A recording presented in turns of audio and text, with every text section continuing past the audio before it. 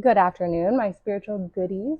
It's Sunday, so I wanted to read some of God's word to you guys about generational curses.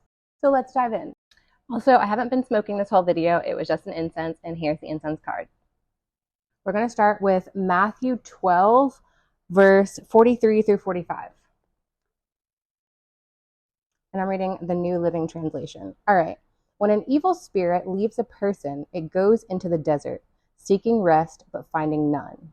44. And then it says, I will return to the person I came from. So it returns and finds its former home empty, swept, and in order. Then the spirit finds 7 other spirits more evil than itself, and they all enter the person and live there. And so that person is worse off than before. That will be the experience of this evil generation. So that sounds a lot like chronic illness. What do we do when we're feeling really ill?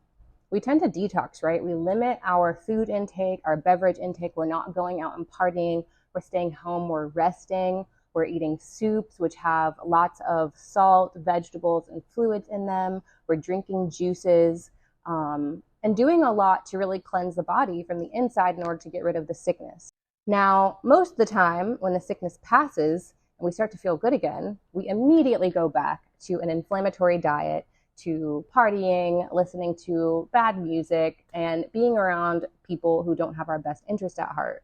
And this is exactly how that evil spirit is able to gain strength and come back with additional evil spirits that are going to prevent you from moving forward in life. Healthy living is not something to do temporary. It's a lifestyle. I know I may be losing some of you because I'm calling evil spirits sickness, but that's exactly what they are. Evil spirits are forces that are unseen by the naked eye. So an evil spirit can be an attack on your immune system. It could be a bad attitude from somebody that makes you feel insecure. It could be your own negative self-talk. There's a myriad of different things that an evil spirit can be. All an evil spirit is something that your naked eye cannot see. Now, if your sickness is concealed by your skin, so it's internal, nobody can see it. Nobody can see it until you have diagnostic work done. However, a lot of us, even though we're not able to see anything physically on the outside of our bodies, will know that something is wrong on the inside because we have symptoms. And that is our intuition, our inner knowing telling us something is wrong. So we're not hypochondriacs. I have personally been called a hypochondriac even after getting professionally diagnosed with autism and ADHD because of the fact that I'm high functioning. However, when the spirits are really affecting me, I become low functioning. I don't talk. I don't go out. I do have outbursts and meltdowns. I don't get on social media. I stay to myself. I lock myself in my room. And I end up feeling really bad about myself. I start to pity myself and get mad at other people for not feeling bad for me. But prior to getting my diagnosis, I always knew something was wrong, and I kept telling people, but nobody would believe me. They would call me a hypochondriac. Oh, it's all in your head. Blah, blah, blah. But yes, it is all in my head because it's spirits. It's indoctrination. It's evil. Now, I'm not saying that having ADHD or autism is evil. What I'm saying is the negative symptoms that occur with those disorders are evil. They're symptoms of the evil spirit attacking you. It sounds crazy, but what is Satan? Satan was one of the most beautiful angels created by God and was also the angel of music. However, when he fell from heaven, he became the demon of manipulation and distraction.